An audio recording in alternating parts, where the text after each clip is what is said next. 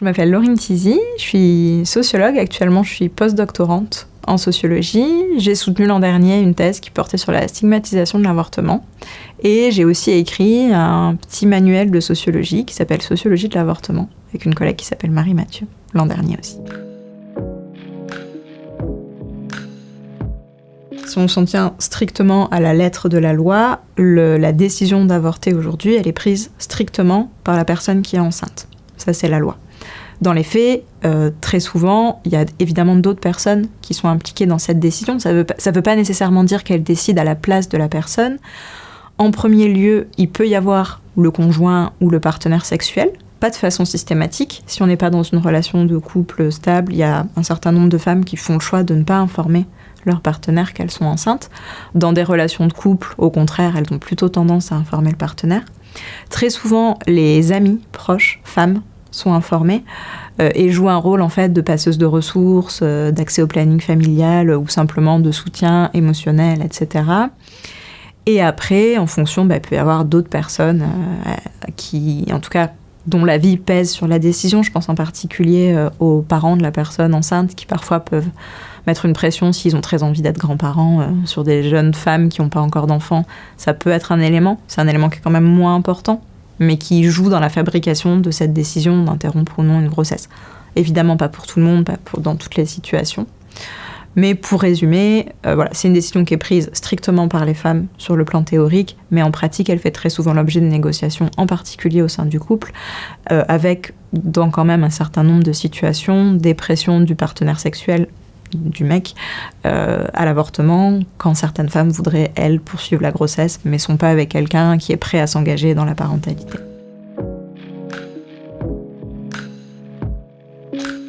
Est-ce qu'il y a un profil type des femmes qui avortent ? Non.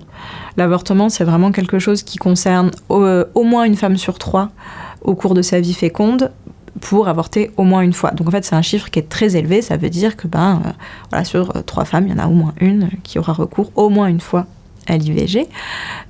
Donc c'est un événement très fréquent et c'est un événement surtout qui touche absolument toutes les catégories de la population. Alors, il y a certaines situations et certaines catégories de la population qui ont un taux d'IVG légèrement supérieur des personnes en situation de précarité, de chômage, etc. Mais l'imaginaire qu'on a que l'IVG ne concernerait que des femmes vraiment dans des situations précaires et pas les autres, en fait, c'est une idée reçue complètement fausse parce que absolument tout le monde avorte, quel que soit le niveau d'études, quelle que soit la situation conjugale, etc. Tout simplement parce qu'en fait, avoir la maîtrise de sa fertilité de façon absolue, c'est impossible. Par le terme de travail abortif, ce qu'on a cherché à faire avec Marie Mathieu, avec d'autres, c'est d'essayer de décrire l'ensemble des tâches qu'une femme qui doit avorter doit accomplir pour accéder à l'avortement. Donc c'est rechercher de l'information, comment on avorte, auprès de qui. Ça va être prendre des rendez-vous auprès de médecins ou auprès de centres de santé ou d'hôpitaux qui peuvent être parfois débordés, qui ne répondent pas du premier coup. Ça va être faire l'ensemble des examens préalables à l'IVG, donc une échographie de datation, éventuellement une prise de sang pour connaître le groupe sanguin. En fait, au cas où il y a une hémorragie, on a besoin de connaître le groupe sanguin. Et ça, c'est le chemin le plus court, sans être baladé d'un professionnel à l'autre, de gens qui refusent de faire l'échographie, etc. Puis, il faut prendre rendez-vous pour l'IVG. Très souvent, encore aujourd'hui, si vous avortez dans un centre d'IVG, il y a ce qu'on appelle des entretiens pré-IVG, et l'IVG n'est pas réalisé le jour même, alors même que la loi dit aujourd'hui qu'on peut réaliser l'avortement le jour même de la demande. Mais en fait, il y a des habitudes de service qui font que il y avait une semaine de délai de réflexion, donc on continue à mettre une semaine entre le rendez-vous pré-IVG et l'IVG. Il y a évidemment la réalisation de l'IVG, qui suppose d'être allé acheter des médicaments ou que l'hôpital vous les ait donnés, qui suppose évidemment de vivre dans son corps soit une anesthésie locale ou générale si vous faites une IVG ce qu'on appelle instrumentale, donc par aspiration, ou juste de vivre la souffrance d'une fausse couche provoquée si vous avortez par méthode médicamenteuse, que ce soit chez vous ou que ce soit à l'hôpital. Et enfin, il y a souvent, parfois les femmes n'y vont pas, mais il y a une échographie de contrôle 3 semaines après pour vérifier que l'IVG ait bien eu lieu. Ça y arrive que des IVG médicamenteuses ne fonctionnent pas et qu'il faille ensuite passer par une aspiration. Donc en fait, le concept de travail abortif, il est là pour dire tout ce temps-là que les femmes prennent pour faire l'ensemble de ces démarches, c'est du temps, c'est de l'énergie, et c'est du temps et de l'énergie qu'elles ne mettent pas ailleurs, qu'elles ne mettent pas dans leur travail professionnel, qu'elles ne mettent pas dans le travail domestique, qu'elles ne mettent pas dans leur loisir ou dans leur repos. Et cette notion-là, en fait, elle fait partie d'un plus grand ensemble qui est celui de travail procréatif. Et cette notion de travail procréatif, c'est exactement la même idée, c'est nommer l'ensemble des tâches qu'une femme doit accomplir pour procréer ou ne pas procréer, selon où elle en est de sa vie. Et ça, c'est une notion qui remonte bien avant, aux féministes matérialistes, qui, elles, avaient tendance à parler plutôt de travail reproductif. Il y a quelque chose d'un peu irréductible, qui est que la grossesse se passe dans le corps des personnes qui sont enceintes, et ça, on ne peut pas faire autrement. La personne qui est enceinte, c'est la personne qui est enceinte. Son partenaire, en revanche, peut avoir un rôle à plusieurs endroits, notamment un rôle d'accompagnement émotionnel, d'accompagnement dans les démarches, d'accompagnement le jour même de l'opération. Il y a un certain nombre d'enjeux autour de ça, qui sont des enjeux un peu contradictoires, assez complexes en réalité, qui sont que, d'un côté, très souvent, les centres d'orthogénie... certains centres vont beaucoup inviter à ce que le partenaire soit présent, et donc vont se montrer très accueillants, vont l'inclure, etc. Et d'autres sont un peu réticents. Pourquoi ? Parce qu'ils ont peur que le partenaire fasse pression sur la personne enceinte pour avorter. Et du coup, il y a un certain nombre de centres d'IVG qui sont un peu réticents à ce que les conjoints ou les partenaires soient présents, justement parce qu'ils ont peur que ça ne soit pas une décision autonome. Ce qui, en réalité, n'est pas une réaction absurde quand on sait que 10% de la population, et encore plus parmi les femmes qui avortent, sont victimes de violences conjugales. Donc en fait, étant donné qu'on ne peut pas a priori faire la différence entre celles qui sont victimes de violences et les autres, avoir une espèce de suspicion de principe envers les partenaires n'est pas complètement absurde. Le problème, c'est que dans le cas de relations relativement saines, en tout cas où la domination est moins prononcée, on peut empêcher des accès aux partenaires où ils peuvent être parfois mal accueillis. Après, il y a un autre enjeu, c'est que les arrêts maladie concernent exclusivement les personnes qui avortent et pas leurs partenaires. Donc par exemple, si vous êtes cadre et que vous gérez un peu votre emploi du temps comme vous voulez, c'est relativement facile d'accompagner votre partenaire au centre d'IVG. Ça vous demande du temps et de l'implication, mais c'est faisable professionnellement. Si vous êtes ouvrier, si vous avez un patron à qui vous devez rendre des comptes, vous ne pouvez pas vous absenter, ou alors c'est une absence au travail qui est sanctionnable. Et moi, dans les centres d'IVG, j'ai vu des partenaires qui étaient préparateurs de commandes, qui étaient chauffeurs routiers, qui du coup, littéralement, parce qu'ils voulaient absolument accompagner leur partenaire, se retrouvent à soit prendre une demi-journée de repos, soit carrément ne pas aller au travail avec toutes les sanctions qu'ils encourent derrière relativement à leur entreprise, pour pouvoir être présents. Donc en fait, il y a des enjeux qui sont importants et qui sont... et en même temps, c'est pas absurde que de dire l'arrêt maladie ne concerne que la personne qui va vivre les soins. Mais il y a quelque chose à penser là sur la place des compagnons qui est pas forcément... qui est encore à l'état embryonnaire en termes de réflexion, quoi.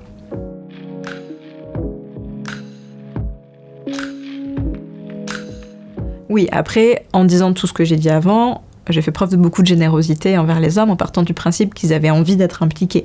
Dans les faits, il y a de très nombreux partenaires qui ne se sentent pas du tout concernés ou alors qui se déclarent incompétents. Alors qu'ils pourraient ne pas l'être, qui pourraient tout à fait prendre leur téléphone et appeler un centre d'IVG, qui pourraient tout à fait faire leur maximum pour être présents, poser des congés, etc., etc. Mais en tout cas, moi, ce que j'ai observé, c'est que très souvent, j'ai pas de chiffres, c'est pas une enquête statistiquement représentative, mais à la louche, dans un cas sur deux, on a des partenaires complètement désengagés qui, en fait, n'accompagnent pas émotionnellement, se désintéressent de l'éventuelle douleur, prennent pas la peine de vérifier comment va leur partenaire, ou se sentent complètement dépassés par les événements parce que de toute façon, c'est pas leur choix et du coup, ils estiment que c'est pas à eux de faire les démarches. Et ça vient du fait que le corps des femmes, depuis très jeune, est soumis à un contrôle par l'institution médicale. Les femmes sont habituées à aller voir des professionnels de santé, à avoir un suivi gynécologique, parce que c'est une norme sanitaire. ce qu'on appelle la norme gynécologique, qui s'est imposée à elles et qui fait que régulièrement, elles ont l'habitude de prendre soin de leur santé. Alors qu'aux garçons, on n'a jamais appris à être responsable de leur contraception, on n'a jamais appris les enjeux de santé sexuelle et reproductive. Et ça crée une énorme différence, outre des enjeux beaucoup plus vastes de socialisation différenciée aux soins et à l'attention à l'autre, qui sont beaucoup plus prononcés chez les femmes que chez les hommes en général. Ça ne veut pas dire que les hommes n'en sont pas capables, ça veut dire que socialement, on leur a très peu appris à se préoccuper des autres, au moins autant que d'eux-mêmes, alors qu'on apprend aux femmes à se préoccuper du bien-être des autres avant leur propre bien-être. Et du coup, ça fait que parfois, on a des gens qui ne sont pas forcément méchants ou qui ne sont pas forcément maltraitants, mais qui, de fait, n'adoptent pas une posture qui serait la bonne posture soutenante pour leur partenaire, parce que ils n'ont pas été socialisés de cette façon-là. Et en fait, pour changer ça, il y a énormément de choses à penser, mais les enjeux en fait sont très anciens, très profonds, et ont à voir avec l'intégralité de la socialisation masculine hétérosexuelle, en matière à la fois de relations conjugales, en matière de rapport à la santé, en matière de façon de penser le couple et la responsabilité de chacun dans le couple, etc., etc. Donc en fait, ça dépasse très largement le seul cas de l'IVG. Ça a à voir aussi à comment on apprend à prendre soin de son corps, à prendre soin de l'autre, à être dans une relation avec un partenaire quand on est hétérosexuel, etc. C'est ça qui en fait, c'est vraiment ça qui en fait un objet passionnant, c'est-à-dire que l'IVG est un endroit où on peut observer à un moment donné un certain état des inégalités entre les sexes, qui n'ont pas directement à voir avec la biologie, même si évidemment la sociologie ne nie pas l'existence de différences biologiques. Simplement, ce que dit la sociologie, c'est à partir de ces différences biologiques, on fabrique des différences de compétences sociales qui ont des effets très réels, alors même qu'ils pourraient tout à fait en être autrement. Le fait que la grossesse se passe dans le corps de la personne avec un utérus ne dit pas « c'est toi qui dois prendre ton téléphone pour appeler un médecin », ne dit pas « c'est toi qui dois aller acheter des médicaments à la pharmacie ». En fait, ça ne dit rien de comment on organise autour une prise en charge. Et donc, c'est intéressant socialement d'aller voir à cet endroit-là parce que ça permet de comprendre beaucoup de choses sur le désir d'enfant, sur la relation de couple, sur la parentalité et sur les socialisations genrées, féminines et masculines, respectivement.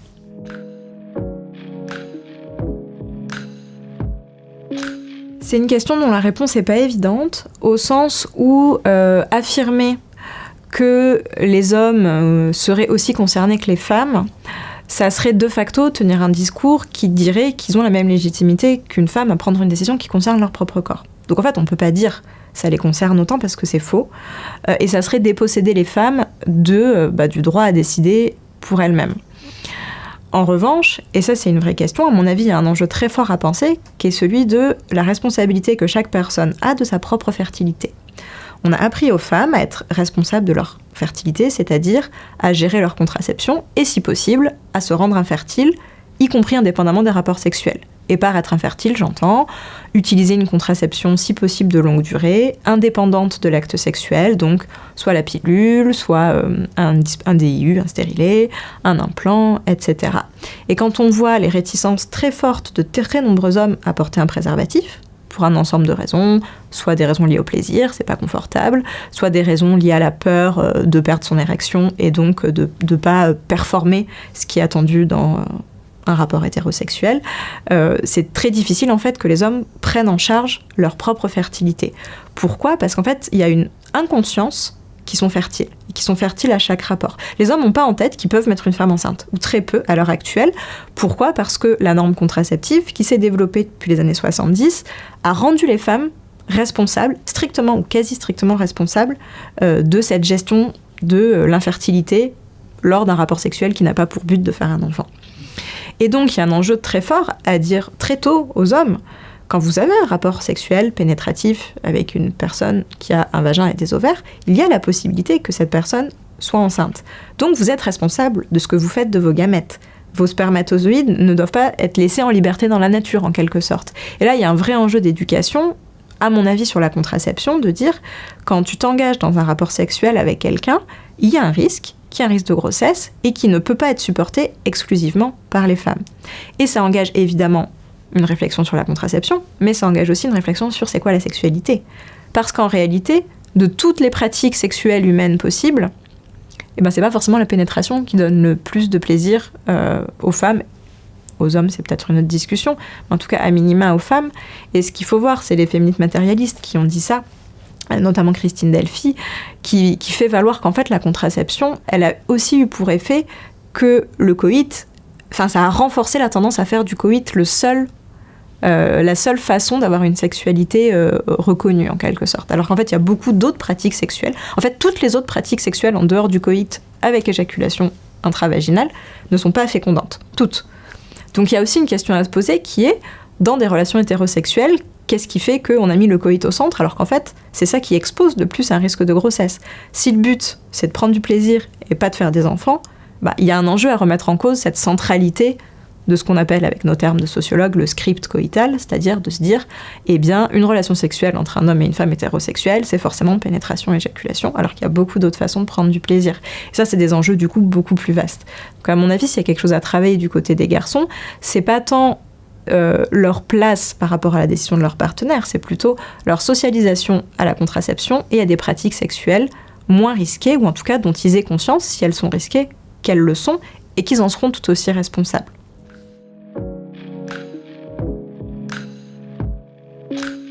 Là, à l'heure actuelle, une femme aujourd'hui qui avorte, elle a tout à fait le droit d'avorter. Néanmoins, elle n'en parle pas publiquement, ou très peu, ou rarement. Et c'est souvent une certaine catégorie de personnes qui fait ça. Ce qu'il faut voir, c'est qu'aujourd'hui, l'IVG, ça reste un acte tout à fait autorisé, sous certaines conditions, assez strictes tout de même, mais qui fait l'objet de ce qu'on appelle une forme de stigmatisation sociale. Cette forme de stigmatisation, à l'heure actuelle, elle concerne les femmes, un petit peu les professionnels de santé, mais pas leurs partenaires. Pourtant, on pourrait tout à fait considérer qu'une grossesse non prévue qui survient, les deux partenaires qui participaient à l'activité sexuelle en sont responsables. Et ça vient d'asymétrie, d'inégalité entre les hommes et les femmes, qui font qu'on va avoir tendance à faire des femmes les seules coupables d'une grossesse non prévue. Et ça se joue à plusieurs niveaux. Ça se joue, comme je l'évoquais tout à l'heure, déjà sur à qui est confiée la responsabilité de la contraception. On ne va pas reprocher un échec contraceptif à un homme, on va le reprocher à une femme. Pourquoi ? Parce qu'il y a une norme, qui est la norme contraceptive, et qui s'applique assez strictement au corps des femmes. Donc un homme ne sera pas culpabilisé de ne pas avoir fait attention à où il laisse ses spermatozoïdes fertiles.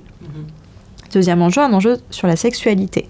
On va considérer, toujours aujourd'hui, même si évidemment c'est en train de changer, qu'en réalité la sexualité des femmes, à partir du moment où son but c'est le plaisir, elle est quand même un peu moins légitime que celle des hommes et un peu au service de celle des hommes.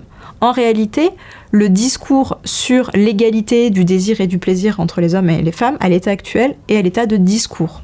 Dans la pratique, dans les faits, quand on fait de la sociologie de la sexualité, on s'aperçoit que le désir et le plaisir des femmes, dans les faits, est plutôt relégué au second plan et subordonné au plaisir de leur partenaire masculin. Et donc, le rapport à l'IVG, quand vous avortez, c'est bien que vous avez eu une sexualité. Ce qu'on va aussi vous reprocher, c'est d'avoir eu une sexualité qui n'avait pas pour but de faire des enfants. Ce qui montre bien que l'idée d'une sexualité récréative pour les femmes est toujours moins légitime qu'une sexualité récréative pour les hommes, qui par ailleurs est naturalisée, présentée comme indispensable, alors que les femmes auraient naturellement, entre guillemets, moins de désir. Donc ça aussi, c'est des effets de rapport de genre. Et enfin, il y a des enjeux relativement aux représentations de la parentalité, où on a toujours tendance à considérer qu'une femme serait naturellement destinée à être mère, et que si elle s'y refuse, elle ne remplit pas son rôle, alors qu'on ne va pas reprocher à un homme de refuser d'être père. Et ça aussi, c'est des assignations sociales très fortes à qui fait quoi. Aux hommes, si je caricature évidemment, c'est plus compliqué que ça, mais aux hommes le travail, aux femmes la maternité. Et c'est tout ça qui sont pris très strictement dans des rapports de genre, qui expliquent que la stigmatisation pèse d'abord sur les femmes. Et après, évidemment, il y a des enjeux qui sont liés aux représentations de l'embryon. Est-ce qu'on considère, comment on se représente cette grossesse qui est en cours d'un point de vue éthique, philosophique, existentiel en quelque sorte, qui pourrait concerner tout le monde, mais qui concerne là aussi strictement les femmes, pour des raisons qui ont à voir avec les rapports de genre, les représentations de la sexualité, de la maternité, de la contraception.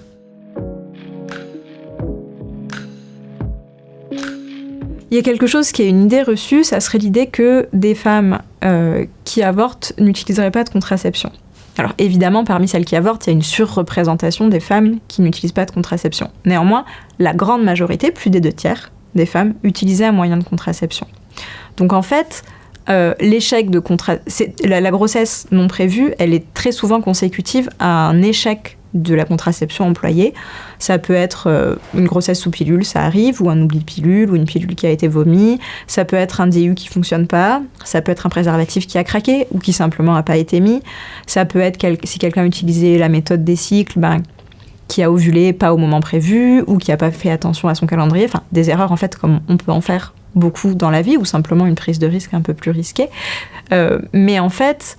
il ne faut pas croire que les femmes qui avortent ne prêteraient aucune attention à la contraception. En réalité, les femmes sont très socialisées à l'idée qu'il faut avoir une contraception, et l'IVG très souvent traduit des moments de fragilité dans cette contraception, par exemple des moments de changement entre deux contraceptions, un moment aussi de fragilisation de la trajectoire conjugale.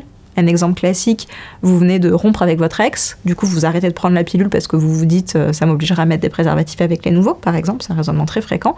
Vous recouchez avec votre ex, vous ne prenez plus la pilule, vous ne mettez pas de capote parce que vous n'avez jamais mis avec lui, et ben il y a un risque de... En fait, très souvent, ça vient sur des moments de vulnérabilité. Mais encore une fois, poser le problème en disant « les femmes qui avortent n'avaient pas de contraception », c'est en réalité une mauvaise façon de poser le problème. Parce que c'est complètement oublié que leur partenaire aurait pu se charger de la contraception et qu'ils sont tout aussi responsables. Donc en fait, la bonne façon de dire et de problématiser l'avortement, c'est de rappeler que la responsabilité contraceptive n'incombe pas, en tout cas ne devrait pas incomber qu'aux personnes qui ont un utérus. Elle incombe aussi à toutes les personnes qui émettent des spermatozoïdes et qui en fait sont fertiles H24, 7 jours sur 7, alors que les personnes avec un utérus sont fertiles 3 jours par mois. Et là, en fait, on a une asymétrie qui est quand même flagrante. On aurait pu tout à fait se dire comme société, c'est les personnes les plus fertiles au quotidien et celles qui ont, en tout cas d'après les représentations sociales, le plus envie d'avoir des rapports pénétratifs, qui sont responsables de leur sexualité. Dans les faits, ça marche pas. Pourquoi ? Parce qu'il y a un ensemble de représentations qui font qu'on considère que c'est aux femmes de se rendre fertiles ou infertiles et pas aux hommes.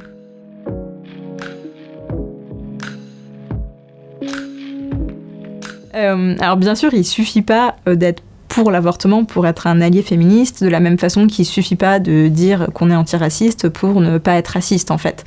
Le problème de l'avortement, c'est qu'on a intériorisé énormément de représentations, même contre son gré, en fait, qui nous font dire que, quand même, on aurait pu ne pas en arriver là. Et en fait, cette pensée un peu spontanée qu'on peut avoir, quand on se penche sur la question de l'IVG, on se rend assez vite compte pourquoi elle est fausse, pourquoi elle pose problème, etc. Donc, des hommes qui souhaitent s'investir dans le sujet doivent pas seulement dire « je suis pour l'IVG, ok, super », doivent surtout se dire de quel type de rapport j'ai envie au sein de mon couple, ou au sein, d'ailleurs, pas d'un couple, juste avec mes partenaires sexuels, quelle responsabilité je suis prêt à prendre pour assurer la sécurité sexuelle de tout le monde.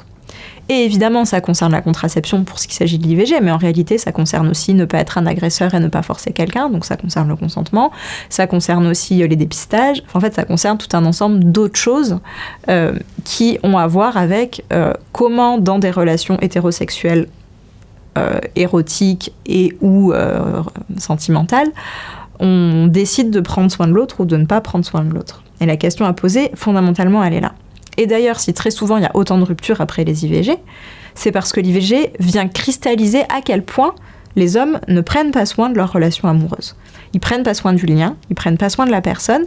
Et en fait, quand une femme se retrouve à vivre quelque chose qui est aussi, quand même, en général pénible qu'une IVG, ne serait-ce que sur le plan prendre des rendez-vous, avorter, vivre la douleur, etc., et bien en fait, les femmes se rendent compte qu'elles ont en face un loser et elles n'ont plus envie d'être avec lui.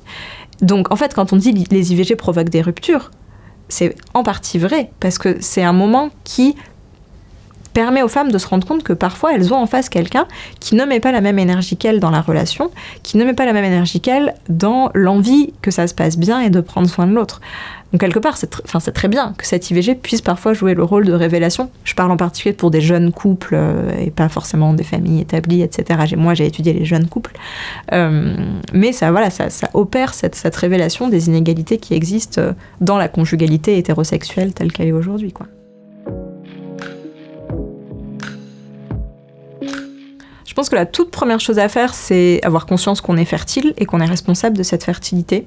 Donc en fait, toujours discuter avec sa partenaire des enjeux de contraception et être prêt à prendre sa responsabilité.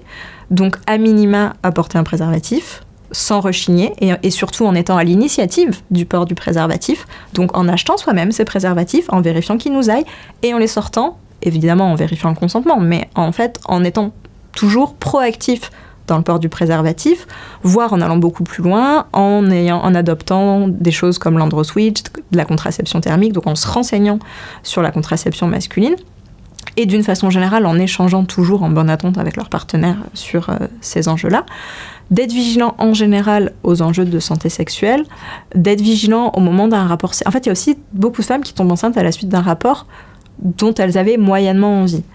Donc aussi vérifier que les femmes sont enthousiastes pour avoir ce type de rapport sexuel, qu'elles sont d'accord, que c'est pas leur propre plaisir qui va primer, qu'ils ont en face une personne qui est un être humain, qui a un désir, ou pas d'ailleurs, qui est aussi légitime que le leur, et qu'il faut d'abord respecter l'autre avant de faire valoir son propre désir.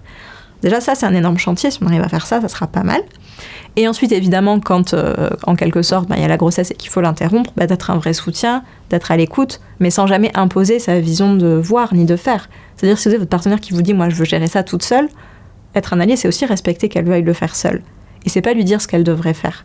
Donc, en fait, être un bon allié, c'est être à l'écoute au moment de l'avortement, ce dont sa partenaire a réellement besoin, que ce soit de beaucoup de soutien ou que ce soit de pas de soutien, mais en tout cas être prêt en mettant son orgueil de côté, à être soutenant de la façon qui correspond à ce que la personne exige, quoi. En tout cas, ce qui lui est le plus utile, je crois.